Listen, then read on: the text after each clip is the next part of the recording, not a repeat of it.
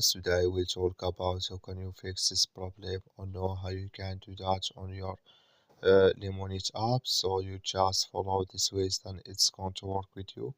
All you have to do in the first, you just click here on settings. So then it's going to take you to this list. It's going to show for you like this here.